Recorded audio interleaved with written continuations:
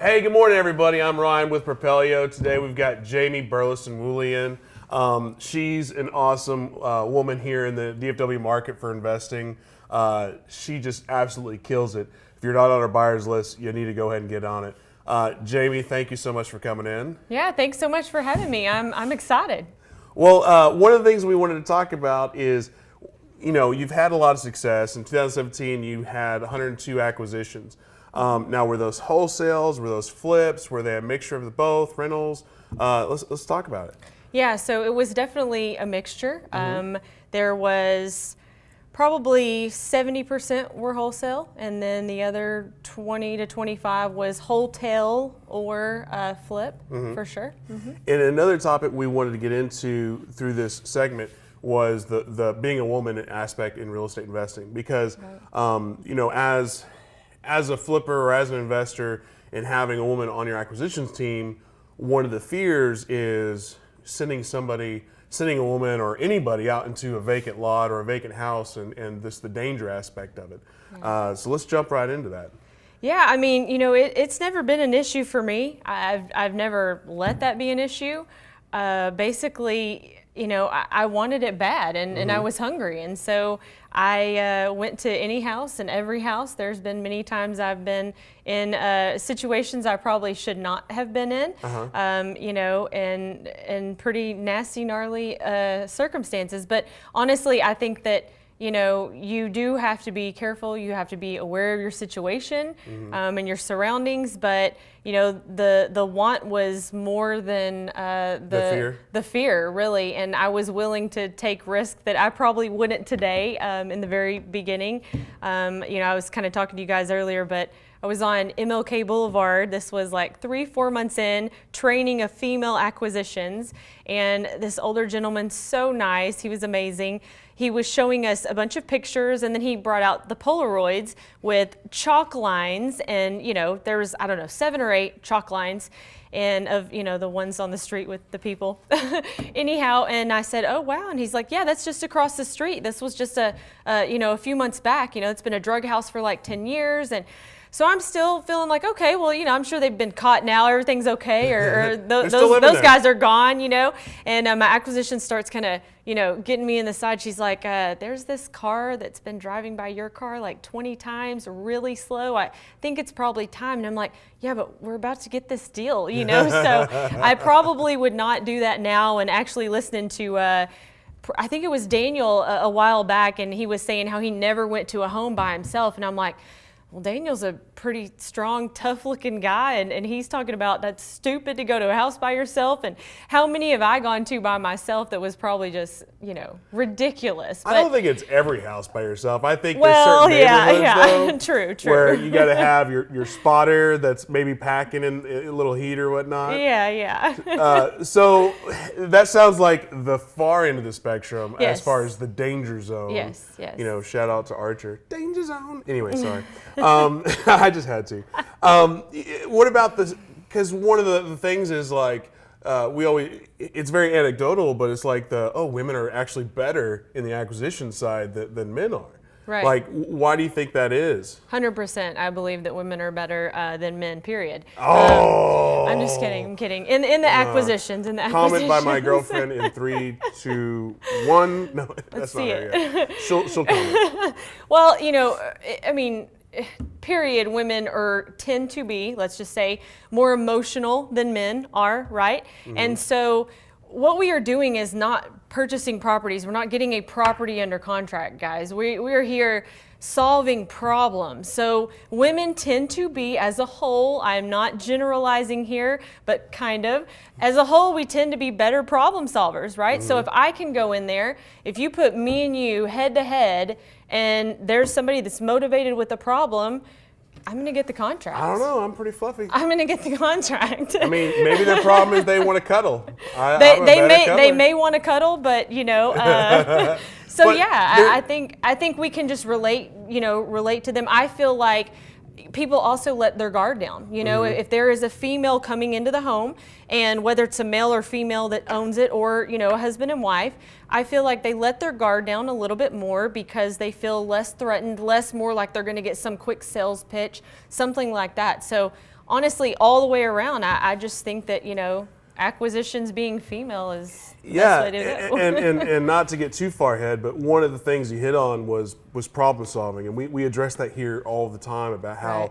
you're not buying a house, you're providing a solution to a problem, and if you could do that, you're going to get the contract, you're going to get the deal versus, hey, here's money for your house. It's Definitely. like, the house isn't the problem. That's why you're always got to find the pain, and then also the empathy sides. Like you're saying, maybe women are just better, with the empathy card and the sympathy and be able to relate to Right. them.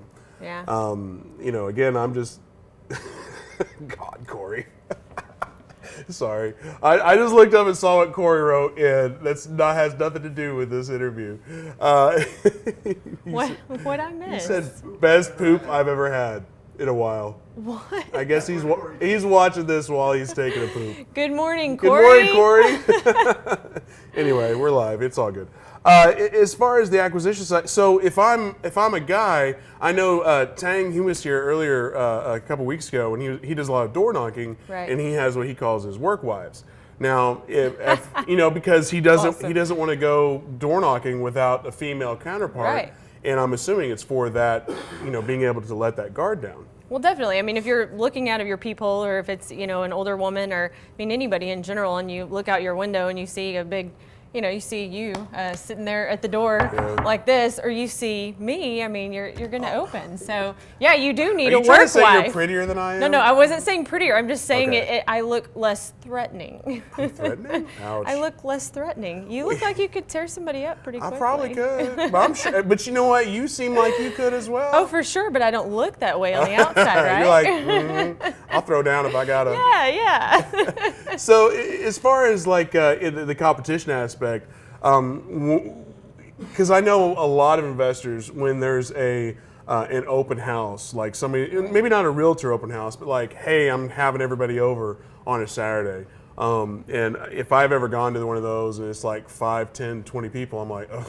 To me, I use those as networking opportunities, and I just forget the house. That's awesome. Now, do you, being a woman, are you able to like actually target the house, or do you skip it as well and use it as networking? So I remember this happened probably 6 months, 6 months or before, and there was probably 15 people in and out of the house.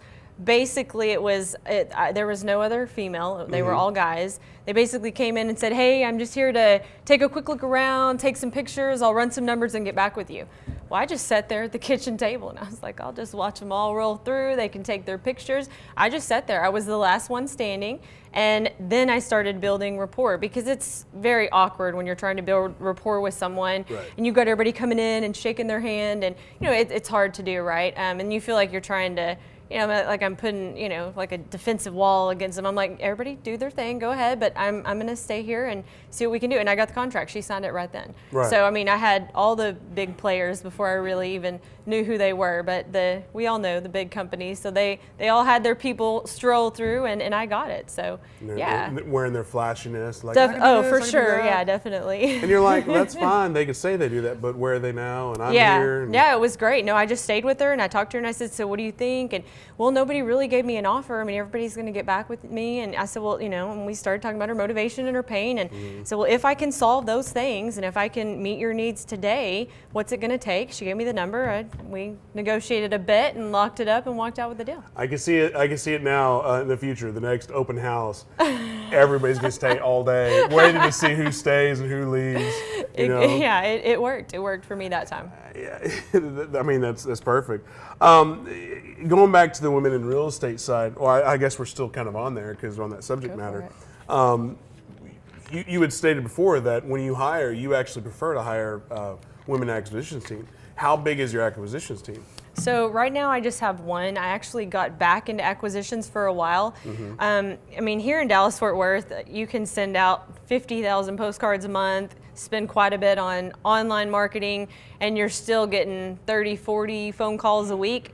So, even though the volume of marketing that I do and the things like that is pretty fierce in my small little world, really one acquisitions can take it down if they're a hustler, but we're getting to the point. I mean, last week I think she had 15 or 16 appointments, so I am going to have to bring someone else on for sure, but I've really just basically done it with one most of the time. I've had to step in at some points and let a couple go that were like good with working 20 hours a week, and I'm like, 20 hours a week? I don't think so. In no. the real estate world? And you're not bringing me my results? No, not happening. Well, yeah. before we get too far, you just said 50,000 postcards. That's like $15,000 to $18,000 a month. Yeah.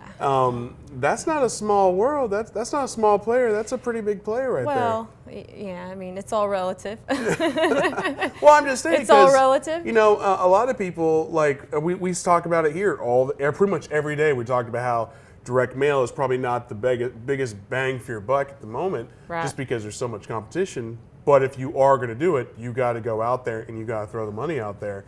So if you're talking about doing direct mail, you heard it right here. Jamie's spending $15,000 to $20,000 in marketing every single month.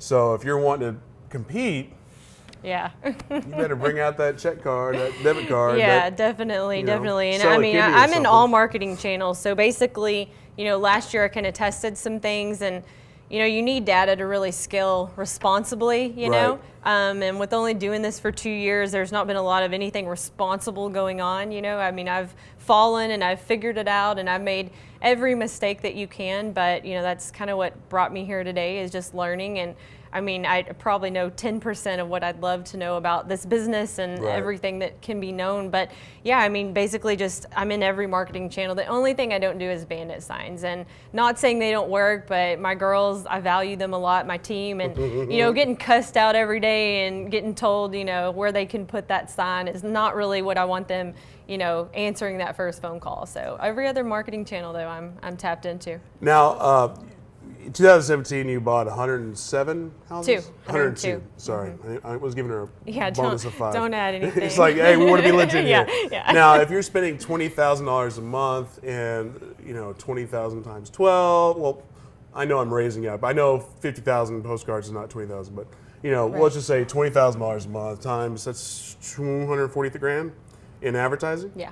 So you had to have a good year. And I mean, obviously, if you're doing 102 properties, the year was good. The year was good. That's a lot of money. So you're not doing $2,000 to $5,000 assignments. No. Our average assignment last year, I think, was $15,500. Nice. But we also do flips. So you know, I throw those flips in there, and then we also do you know, some hotels. I had you know, a few $40,000, $50,000, $60,000 hotels, and you know, I try to get you know, a couple, 2 or 3 big assignments, you know, a year, double closes, and a couple really, you know, nice hotel deals, and then, you know, push up the wholesale assignments if I can.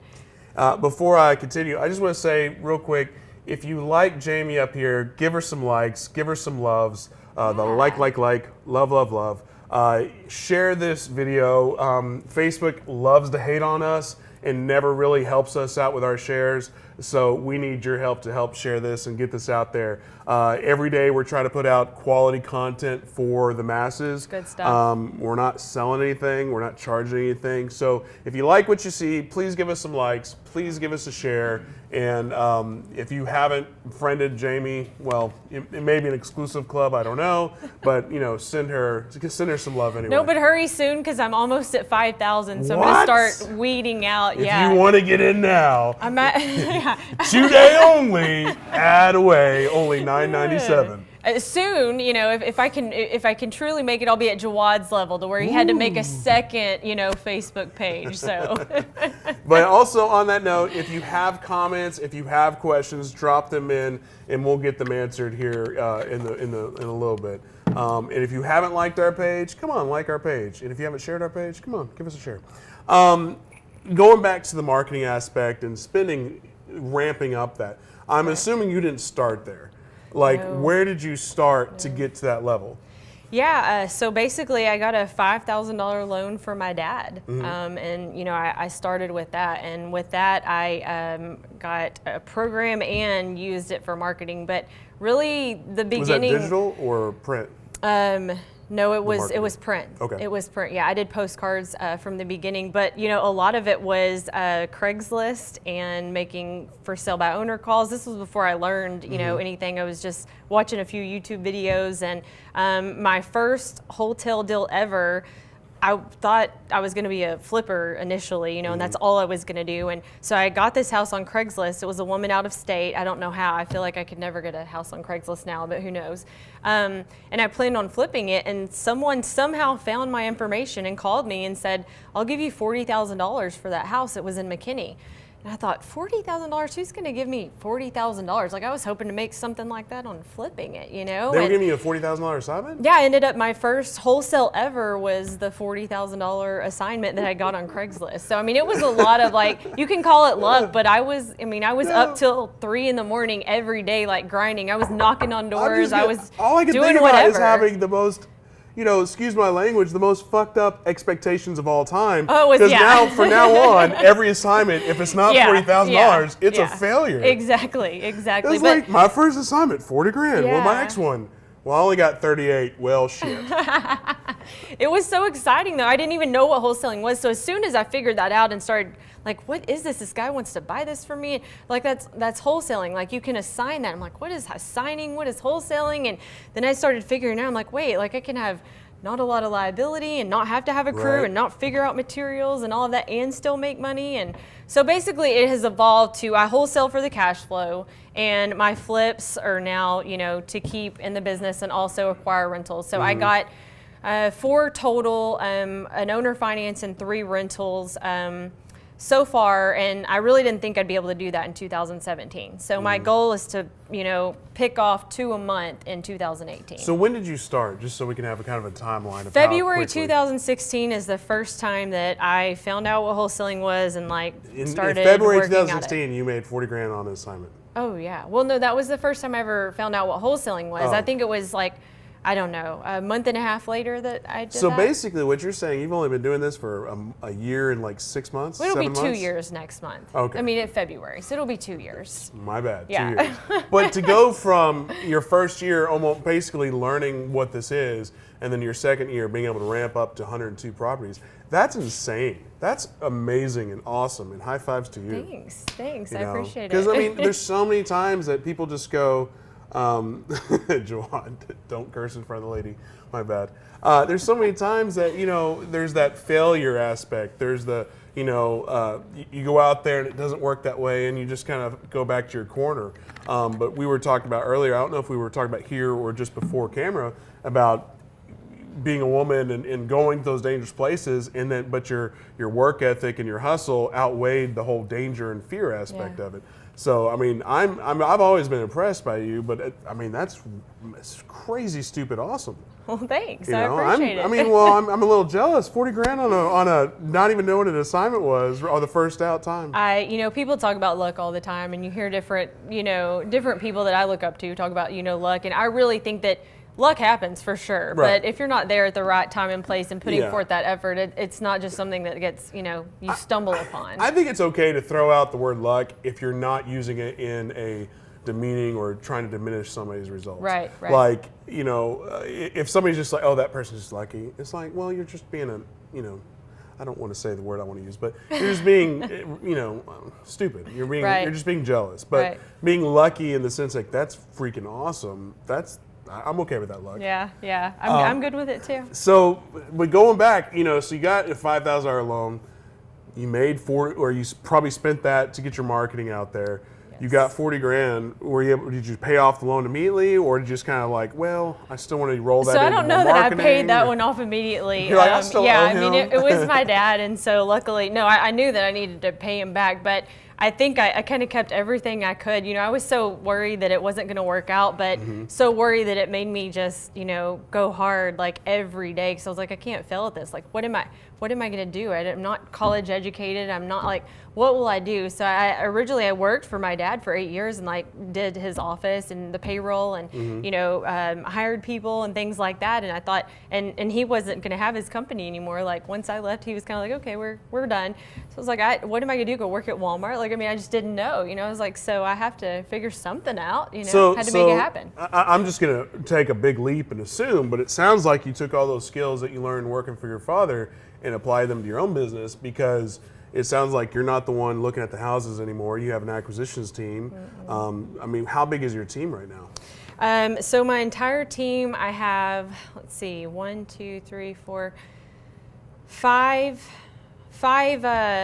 girls working for me. So they do different, you know, parts of the business. And then I have 2 contracting crews that work solely for me. And then I'm now kind of looking into having a 3rd for overflow and then bringing a 3rd in full time. So we're flipping 3 houses at a time right now. And then, you know, we'll just kind of go from there and see what happens. So what is your role other than overseeing everybody? Right now, I'm still training kind of my dispositions project manager. So I'm still in the training phase, you know, and building that culture and tweaking everything. You know, you can easily set it up like, here's your manual, do this. But if you're not constantly tightening those bolts and keeping those systems tight, you're losing money. And so right now, it's really just putting all the systems in place, overviewing, looking at those from afar and really tightening those up. And then even then, it's still going to have to be that bird's eye view. So, you know, my goal is to have 6 figures of residual by the end of this year.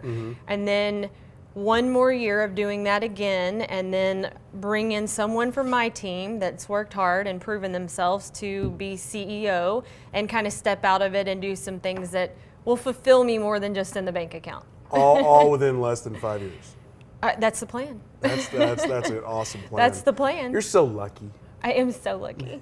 So, but going back to the training aspect, where did you learn all this? Is this just skills that you're just like, again, going back to stuff you learned with your father and just kind of like, oh, all I got to do is throw some real estate jargon on there and it's the same stuff? Or have you been going to training classes? Are you reading the books? Like, what has been the most pivotal aspect, or what's the thing that's really improved your game in the real estate world? Well, I give credit where credit was due. So definitely working with my dad gave me so many skills.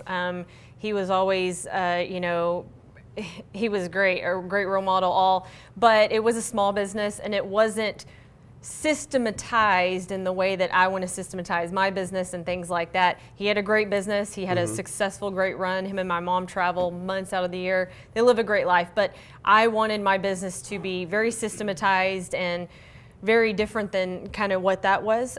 So therefore, why reinvent the wheel? I was involved in a mastermind. I got into a coaching program, and give credit where credit is due. It's not me, it's my team and it's my mentors that have helped me reaching out to people locally and just asking one-off questions and then being so nice and like, for sure, I'll help you out. Like, I see you're doing something with yourself. I see you're trying. You're not just calling me out of the blue to go have coffee or lunch, and you know, like, you're asking a specific question, you're doing deals, like, I'll help you. And so, you know, Wholesaling Inc. with Tom and Cody was my very first wholesaling program that I did, and then I got into the 7-figure flipping mastermind. And so really, I basically they gave me the will. I just, you know, recreated it. Well, did they give you the wheel or just tools? Because it sounded like you had the wheel before. They gave me the tools. They gave me the tools, and they gave me kind of, you know, the blueprint of like, here's what's working for us. And so I just take what's currently working and, you know, put my spin on it a little bit too. But yeah, I mean, it's. And you touched on something that's important. Like, you always need to be networking. You always need to be growing your network of people that you can ask those questions. And I know from our standpoint, like here at Propelio, it's like we're all about giving as much knowledge as possible out there. But it's like you need to be actively trying to improve yourself. You can't be like, I read a few books and I haven't even tried to do anything yet. What do I do? It's not a what do I do next. It's I did this next. Is this the right way to go? True, you know? True, definitely. If you have questions, drop them below. It looks like we already have a couple right now, and Daniel's over here to give us some. I have a question here from Stacy. As a female investor starting out investing, I'm immersed in the hunt. Head spinning. Trust is a huge issue with working with different people, buyers, sellers, wholesalers, and then with me. What's one thing I should do that can help eliminate fear around that a bit? Single mom and wanting to do this right, but have to keep a roof over my kids' heads too. Any tips? One thing to eliminate those concerns and fears? Oh, goodness.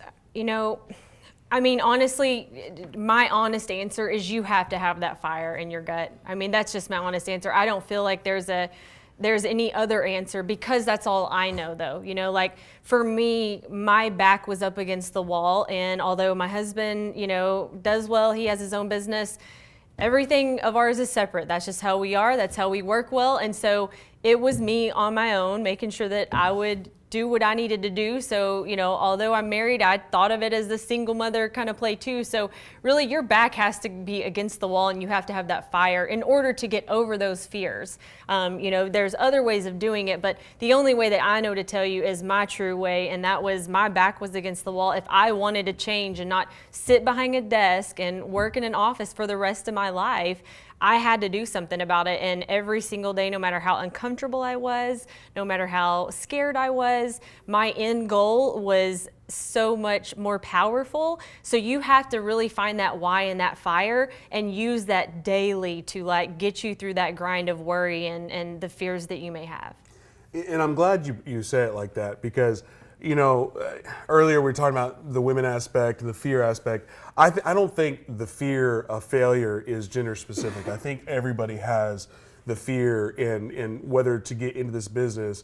And I always joke about hate being that rah-rah moto guy, but it's actually, you just got to go do it. Yeah. Some of the people that are successful in this business, I'm like, how the hell are you so successful? And it's just because, and some of them are, you know, very salt of the earth and just, you know, maybe have a 3 IQ, but they're so successful. I'm not talking about you, Daniel. I was going to say, maybe talk about me. Daniel's one of the smartest people I know, but it's because they just throw the work in there. They do the bandit signs, they do the marketing, they're working their asses off. And on the flip side, you go some of these RIA meetings and you see the same people reading the same books, asking the same questions, and it's just like, it's like the person doesn't really know what they're doing, but they work their ass off, versus the person that knows everything and doesn't do a damn thing with it. Yeah. And again, it's like that back versus the wall. You know, just knock that wall down and go for it. I've seen it. I mean, you know, a lot of people that I meet in this industry, they're just hustling, work hard, good people that are making it happen. And it's been amazing to see, you know, how many people that are just crushing it in this business. And what I would have thought, you know, 3 or 4 years ago, not knowing anything about it, is, wow, they just must be, you know, super smart, have so much money. And really there is a consistent pattern. It's like the consistent grind, hustle, hard work, and it does pay off. You know, the people that I know locally and, you know, nationwide that are doing this, that I've met on a personal level, it's that grind, you know, it's that why, that grind, and the consistency too. And I'll even throw on top of that is, you know, I think one of the biggest disservices about the real estate investor lifestyle is, just because most of the time you do have the ability to sleep in or go to Cancun or do whatever you want to do whenever you want to do, doesn't mean you're not working 130 hours a week. Right. You know, I mean, and again, I think a lot, there's this disservice with the stereotype of investor, where it's like, yeah, we're like the acquisitions person you're talking about before, we're working 20 hours a week. Right. It's like, if you're not putting in the work, you're never going to succeed.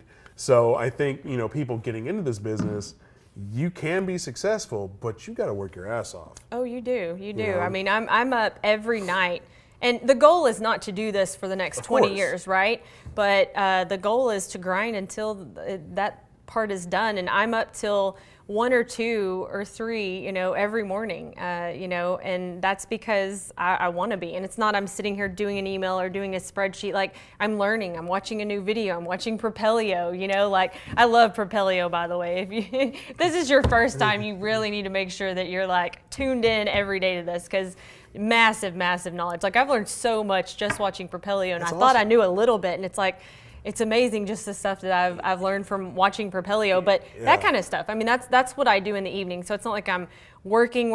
I'm just working on myself and educating myself, and you know, that's what it takes. You know. I will say that's kind of the coolest thing about sitting here and getting to meet people like yourself is, in the real estate and investment world, if anybody tries to market themselves as the main guru that knows everything, run away. Yeah. Because there's so many avenues, there's so many strategies, there's so many tips that you can learn.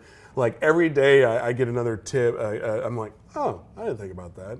You know, it's the little things. It's the grind. It's the hustle. Like one thing. I mean, just going back to the work ethic. Corey Thompson, like he drives anywhere in the state of Texas. Like he puts on thousands of miles on his car every single day. And everywhere he goes, he's dropping bandit signs. You got someone like Jawad, who every single day, 24 hours a day, he's on Facebook marketing either his plumbing company or his wholesaling effort. So he's always trying to expand. Yourself, I see you on Facebook all day long too, doing the same stuff. So, I mean, Facebook is not fun. It's work. No, you know? it's not. So, you know, if you're on there, it's because you're wanting to, you're trying to work. You're trying to do that Definitely. hustle. As far as the success side, what is the most successful in the past year, other than that first I can't get over that. Other than $40,000 on your first thing, that sounds like the most successful aspect of business ever. It was good. It was nice. It was nice. What's the most memorable, fun project that you've been a part of? You know, the most memorable one was still kind of in the beginning. It was a really, really nice, sweet older man from Garland, and he didn't know what he wanted for his house. He was still married, but his wife lived like in another state, and they hadn't been with each other for 10 years. But she did everything, so he had no idea what he was going to do. He had a car that wasn't running. He had, you know, all his stuff in his house. He wanted to put some in storage, like literally knew how to do nothing. It was like dealing with a 15-year-old, you know, teenager. And so I just developed a relationship with him. He had a Camaro that was his baby, and he took me for a ride in his Camaro, and we listened to music, and I took him around and found him a storage building and like helped him move. I had movers come over. I was there the day they were there, and you know, I basically did everything for him, almost kind of, you know, like his wife, I guess, would have. She used to take care of him. And I made $64,000 on that deal. So that was really cool. And I planned on flipping it. The neighbors came over from next door and they said, hey, my family wants this house. Right. And so that was a really memorable one just because, you know, he still will, you know, call me to this day. And so I've built a relationship with him and I care about him. And so that was really cool. Memorable in a bad way could be before something we go else, the bad way, I just want to point out, because you know I can do math. In 2 deals, you covered basically half of your entire year's marketing budget. Yes. That's huge, insane, awesome. Kudos to you. Yeah. All those things. Again, all luck. But no, yeah, totally. All luck. You know, this can happen to anybody. You just, but roll the dice. But again, though, but leading up to that story, you basically went through all those stages of how much above and beyond you went to get that deal going and closed. Every time you're inside a house, the rest of the world just collapses, and that's the only thing you're thinking about. Because if you go into negotiation, you go into a house, an appointment, and you're just trying to go in and out, you're never going to get that deal. Right. And even if you do get the deal, you're going to make $2,000 or $3,000 on it. For sure, definitely.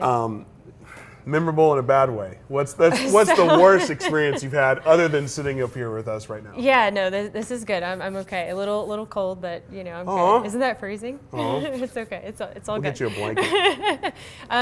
So memorable in a bad way was a historic property that I did that was supposed to be, you know, 8-10 months maybe. It ended up being like 18-19 months. Ooh. And drum roll, $102,000 loss. Well, there goes that marketing budget I was just praising her about. Was it because it was a historical house and the city just comes in and was like, oh, you can't do this, you can't do that? So it was a multitude of things, right? For one, I totally got in above my head. You know, I'm definitely one of those, you tell me I can't, that's the first thing I'm doing when I walk out the door. And I thought, well, you know, why can't I do a historic property? This, you know, what's the difference? Well, big difference. So yeah, lots of red tape. It was in McKinney. The contractors that I got were not mine because they were going to have to do a lot of things with the city. And so, you know, not saying they weren't good, but it just, we did not mesh well. And, you know, the budget that we originally threw out, because basically it was a, you know, like 1,900 square foot addition. So it was, some cost should have been pretty solid and not changed because it was new construction cost. So the cost factor, the permits, Yeah, it was just terrible, absolutely terrible. So $102,000 loss, it really killed me. So therefore, I will never do another historic property again. And originally, I thought it was an $88,000 loss, and I was like, well, that's all right. And then my accountant reminded me when we were going over everything that, well, you threw some of your money in, towards the end as well. So yeah. Thank you, accountant. Yeah. Now, as far as the loss, is it because it was historic? Was that the biggest, or is the change orders, or I'm sure you've done a lot of self-reflection since then, Yeah. or was it because you had to use a different crew that you weren't used to? Well, the crew the contracting team for one, there should have been no reason it took that long. For two, historic district, red tape, things like that. And for three, I was not holding them accountable. There was no, it was like, here's your big invoice for 2 months of, $60,000, pay it or we don't move forward. So I just didn't have things laid out and systematized properly when it comes to flipping. I'd flipped paint, carpet, a few fixtures, but this was a large undertaking, and I totally did not do my homework first. Were you but it using was cash, a good hard lesson. money, private money? I was using private money. Okay. Yeah. So fees, you were getting eaten alive. Yeah, on that. definitely. But what's really important to me is, even though I had that big loss, like the day that the house closed, my private lender got paid that day. So, hopefully it just goes to show, if any of you guys are looking to lend some money, we're growing, and no matter what, I can lose 6 figures, but you're still going to get paid that day. So. And on that note, it's kind of an ongoing joke, but it is reality.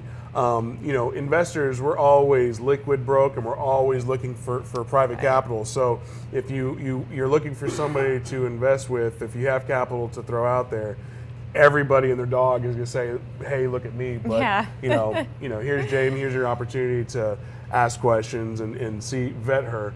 But I'm telling you now, 102 properties, you're basically your second year out. That's a pretty damn good success. I was going to go somewhere else with that, but I forgot. Oh, I know what I was going to say. Hey, thank you so much for watching, but like and share this thing. We've got a pretty good number of people watching. Jamie's doing awesome on here. She's already said before that she's not the most comfortable on TV Not or at all. on cameras. Not at I think all. you're doing amazing. If you think she's doing amazing, fill the screen up with all the hearts, all the likes. No angry faces. We don't like those. Maybe some wows, and then Jamie can look at it and go, yay! Yay! Also, if you have questions, now's your chance to drop them in there. As far as what you're looking for, like if somebody out there what are you looking for as far as your network, other than private capital? I'm definitely looking for somebody to join the acquisitions. So if you're interested in doing acquisitions for my company, I'm definitely interested. Do they have to be female? No, not at all. You just have to, be driven. I'm not someone that's going to ask you to do something I haven't done. Everything I ask of anyone who works for me, I have done. So I expect that as well.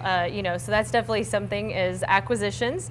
I'm always, people hit me up all the time, like, hey, could you look at this deal, or would you be interested in going in with me on this deal? And, so I'm always open to that. Unfortunately, I don't have the time to spend an hour having coffee and lunch with everybody that asks me.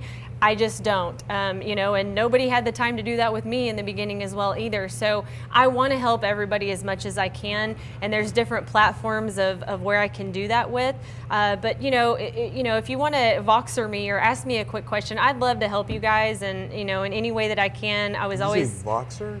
Voxer. What is that? You know what Voxer is? I have no idea what that is. RJ made fun of me yesterday because I was like, do you have Voxer? And he's like, yeah, everybody does. So apparently not Ryan. I have no idea what that is. Is that a new social media thing? No, Voxer's like walkie-talkie app. Like a walkie-talkie app. Why don't you just No? use your phone? Because you don't have to, I don't like answering my phone calls because then it can be long and drawn out, and like Text I need you to message. be. Yeah, but Voxer, if you're driving too, like you don't have to. So I Voxer you. Basically, you're going 20-year technology in the reverse as Nextel. You're basically being Nextel. Basically, it's really cool. But yeah, you can hear them live, and then you just walkie-talkie them back. So yeah. Anyway, I'm sorry. I completely cut you off. No, You're looking for an acquisitions person. So I'm looking for an acquisitions person. I'm always interested in JV deals, partnerships, things like that as well. Any good contractors. We are right now kind of looking for a floater crew, which we've got a couple that we're working with. But if you're wanting to come on board with me, full time, I have 2 that I've kept busy full time, and I only intend to expand that. So yeah, I'm always open. That's the thing. Like private capital, new acquisitions person, Yeah. and Jawad. It's not discriminatory. She'll take anybody, and a new GC, right? Yeah. Looks like we've got another question over there. We've got a bunch of them popping up here. I've got one Excellent. here that says, what type of marketing gives you best results in today's market? Okay. So with the marketing, there is no best results, and here's why. Let me go into that. With my online marketing, for instance, I do, it costs less to get a deal online, but the spread is also smaller. With direct mail, it costs more, but the spread is larger. With direct mail, I had to do more deals. And with pay-per-click, flip that. With pay-per-click, I had to do less deals online, pay-per-click, Facebook, things like that. But with direct mail, I had to do more deals, one of those ways, whichever way it goes. And when you say spread, what are you referring to? Well, I'm just saying, so when I say spread, like whether that's the flip, the profit, so whether it's an assignment, agreement where there's an assignment fee, or if it's a flip where, I'm making the profit on the end after I flip it, or it's a wholesale where I'm actually just cleaning it up and throwing it back on. So basically I look at how much money it's costing to get that deal, and in the end, what profit am I getting from that deal? And so there is not one channel that's like, this is the only channel. It's really, I'm tapping to all the channels. Referrals, we did 12 referrals last year. That's the one channel I'd tell you, if any channel, it's such an inexpensive marketing channel, and really those have the largest margins, spreads, profits on them is my referrals.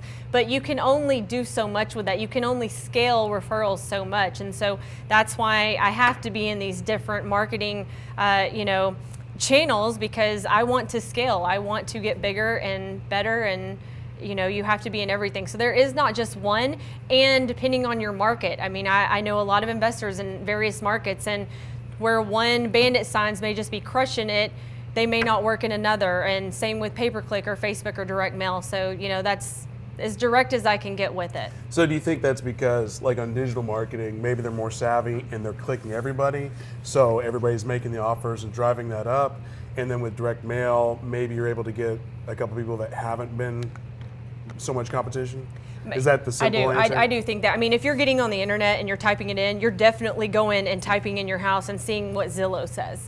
And although Zillow means nothing to someone like me, to the homeowner, they're like, well, Zillow says my house is $239. I should get $239,000. I'm like, oh, great. So it even makes it harder when you deal with, those people, because they do feel very educated about, what they're doing. And so, yeah, I definitely think that that's why the profit margin is smaller with that. Mr. Sure. Moore?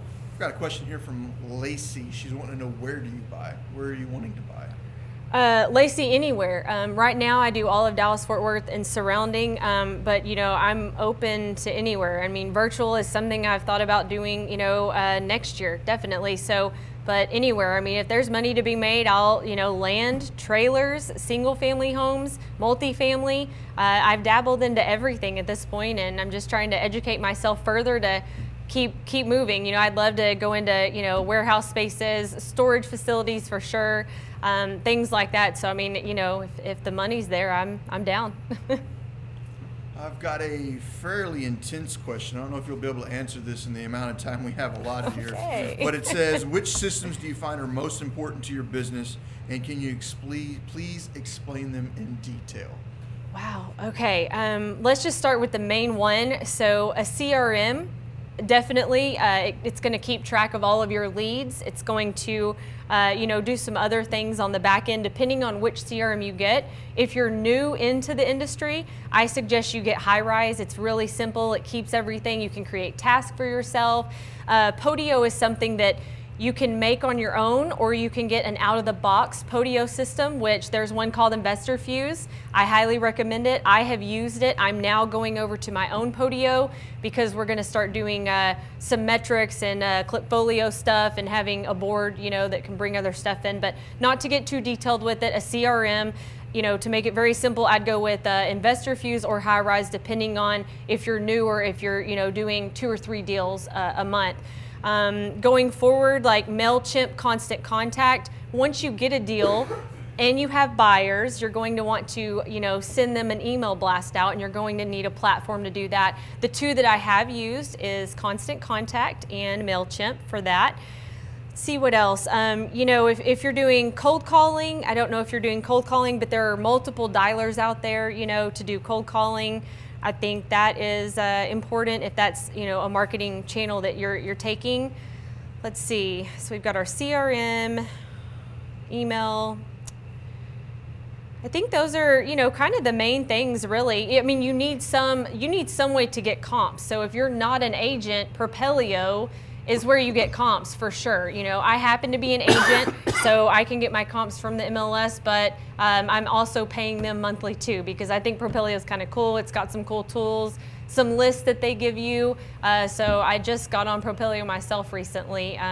So yeah, I think the CRM and the way to get comps, which would be either MLS if you're an agent or Propelio, and then some form of list company if you're wanting to mail, or you can go do your own list with Driving for Dollars, or go to the county and get them for free. So there's a bunch of different things, but I think that'll kind of give you a baseline. Hopefully that helps. I've got somebody asking, do they have to be local to join your team? Are you open to any virtual team members? I am possibly open to virtual, especially if you're, good over the phone. I'm definitely open to doing something virtually for sure. And I'm adding a lot more of the cold calling into this year with our marketing. And so always looking for people that can do that, which virtually is fine by me. Yeah. We've got a lot of questions coming in. I've got 2 more here that are very similar, so I'm going to squeeze them together. Okay. Have you ran a successful Facebook ad campaign? And then part 2 of somebody else's question was, have you done any Facebook video ads where you use messenger bots on autopilot? Yeah, so I've actually had 2 people run my Facebook campaigns. I didn't even have Facebook personally until I think 3 years ago. It just wasn't my thing. I was like, I'm in my own little world. I'm happy. I do my thing. But once, I started realizing I probably wanted to do this as a business, I may need to get myself out there a little bit. So I definitely didn't want to mess with doing any Facebook ads myself. So I hired someone to do it who had actually done something very successfully for another company, had a proven track record. It wasn't in our space though, not in the real estate industry. And it wasn't paying off. The return on investment, ROI, was not something I liked, so I stopped it for a little bit. I tried another company with the auto responding bots, and same thing, it didn't work. So now I'm on round 3. This is like 3 strikes, you're out. But I do have to say we've already got a deal from it this month from someone that I'm using, and he doesn't open it up. It's like 1 person per market, but we'll see. I don't know. It could have been luck again. Apparently I get pretty lucky, but so we'll see. So yeah, I've tried it all, and I really think that although the other 2 people that were doing it had really successful campaigns and other things, I think that you really have to be smart about it if you're really going to spend, a lot of money and time on it, and at least be educated or have someone that's good with real estate. Mm-hmm. And then also on the Facebook, I know I just read an article a couple days ago that they're always changing their algorithms. They're always changing. Metrics, and there was a thing just recently how they're going to change how they're going to start stripping business stuff away from the news feed to make it more. I saw that. Is that true? I don't know. Oh. I mean, it's like if they do that, it's kind of like, well, I mean, we're the ones that are paying you. Yeah, exactly. That is true. That's so it's true. like, how are they going to do that? Who knows? I'm not a Facebook guru. I'm on it all the time. As far as advice to investors, whether they be brand new or, hell, even an investor who's been doing it longer than you, they may not be as successful as you because maybe it sounds like your drive is just so powerful. What kind of parting advice can you give to somebody that's in this business? I just say, you have to be consistent, and you have to work hard.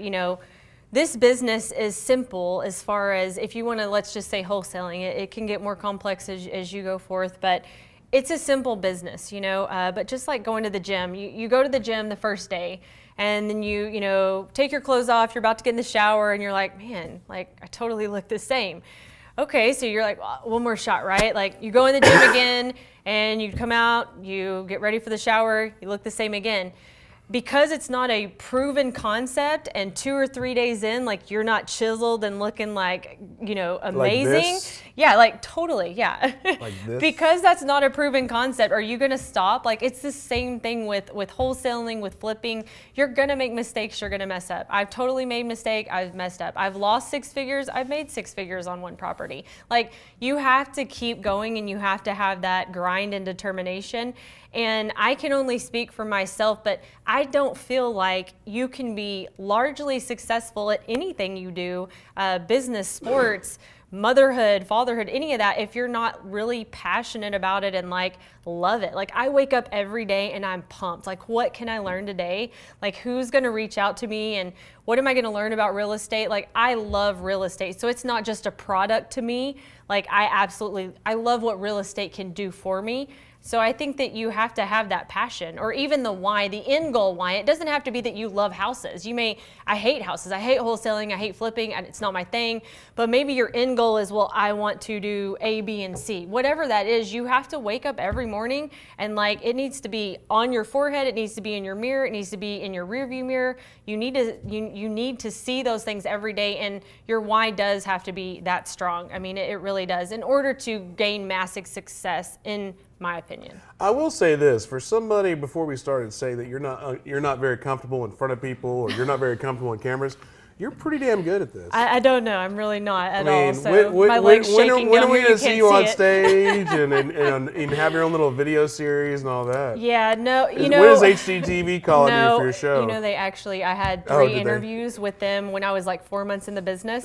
And my husband said that he would not be a part of it. And they were like outdone. Like they wanted a family aspect of it. I was kind of bummed. I was kind of pissed off in the beginning, to be quite honest with you, because I was like, "What? I could be like Joanna Minnie, you know?" Yeah, But, I have a conversation we could talk off camera about that one. I know what you're saying. Yeah. Looks like we got another commentary over there from Mr. Moore. I have a quick question of my own, and that is kind of, what is your background education-wise, growing up-wise? We've seen a lot of people come in here that have been extremely successful, and they all tend to have a similar background. I was curious as to what yours was.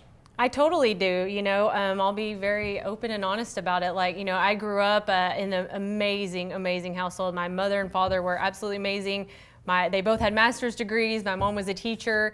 So I definitely can't complain about that. But they were very strict, and I was very rebellious. I've always been super independent and like about myself and my way and how I want it. So, you know, I lived out in the country, and there wasn't a lot to do. So I definitely, you know, got involved in things that I shouldn't have, drugs, alcohol, all that good stuff. And I actually had a scholarship to play golf in college.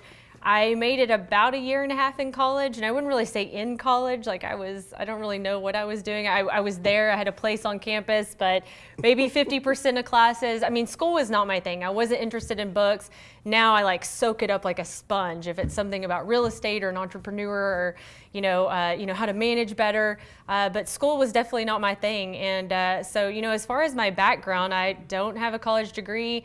In school, I really struggled. My memory was actually not that great. I could work really hard and study for a test and make a decent grade, and then 3 or 4 weeks later we'd have a review on it and I'd totally fail it. And I'm like, well, I don't understand that. So, you know, just things like that. I'm definitely ADHD. Like I can tell you where I want to go, but the little things in between just drive me crazy, to the fact that I'll wait the day before to do all of them, and I end up making it happen, but not the way that it probably should. And so, you know, I've had a lot of struggles and a lot of things go on in my life, and I don't have that background of, you know, what you'd think. And I didn't start the business with a lot of money. I didn't get $1 from our family account or from my husband. Like I borrowed it and had to pay it back. Like, you know, there's no excuses. But yeah, So I have the same story as everybody else. Is there anything in your past you think would be the most beneficial thing for your career?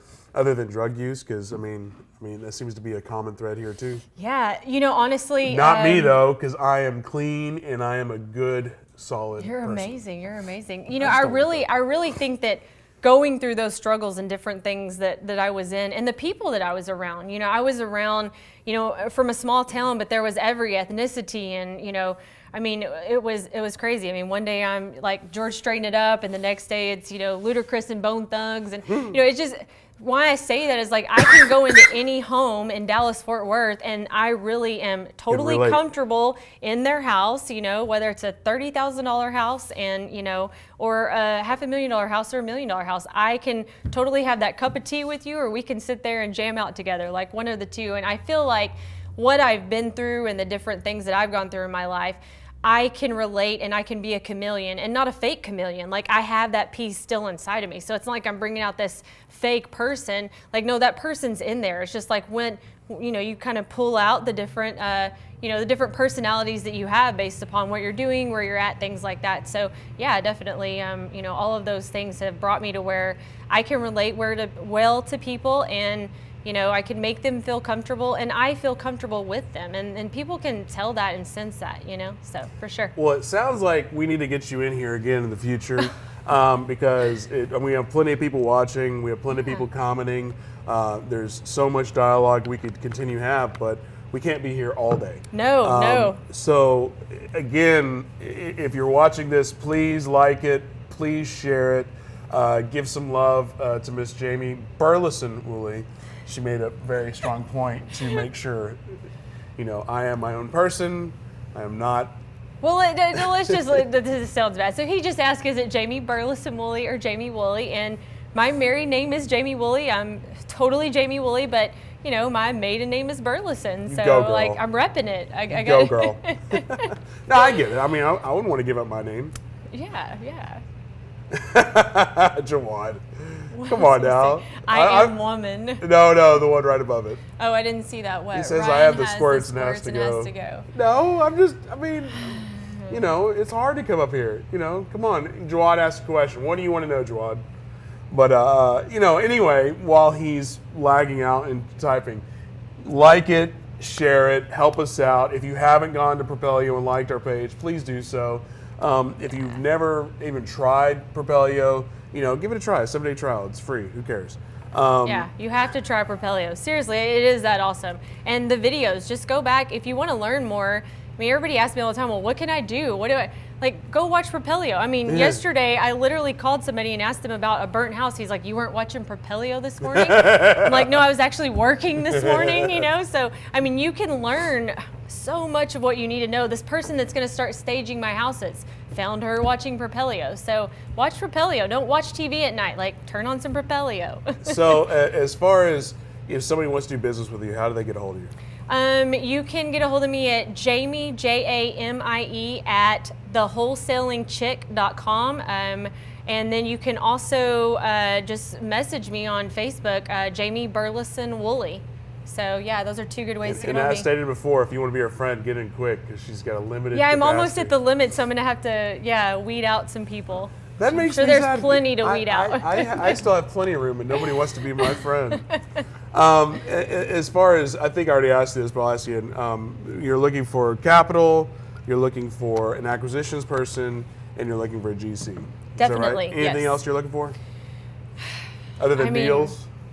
More networking friends. Like, if you're doing the business and you have an extra hour, I'd love to meet you. I try not to reach out and bother anybody. I know you guys have a lot going in your lives, but I'm trying to learn and just trying to do more and do better. So if any of you ever want to meet me, and I'll buy you lunch. I know how cliche that is, but whatever. Steak, we can have a drink, pedicure, whatever. Yeah, hey, I could use a pedicure. Yeah, I'm always open. As far as 2018 goals, what are your goals for the rest of the year? Goals in 2018 will be, like I said, the 6-figure residual. In order to back, into that, I'm going to try to pull 2 out of, every month, 2 deals out of the wholesale deal, out of the contracts that I get, and also 150 properties, which the reason I picked that number is just because it backs into, I think it's round it to 2.3, but it was like 2.29 is kind of where I'm at with that. So yeah. I mean, it sounds like you're going to hit it. I better. With that drive, you better. I better. Hey, thank you again so much, everybody, for watching. Jamie, thank you so much for coming in. Thanks for having me. I I'm just appreciate glad it. the weather wasn't. I mean, I know last night we were like, is it going to freeze? It's not going to freeze. Yeah. I'm so glad it didn't, because I really enjoyed this one-on-one we've had, and hopefully great. you enjoyed it as well. If you enjoyed it, give her some love on the way out. Anyways, thank you so much. Yeah. Please join us tomorrow. Join us the next day. We do this every single day.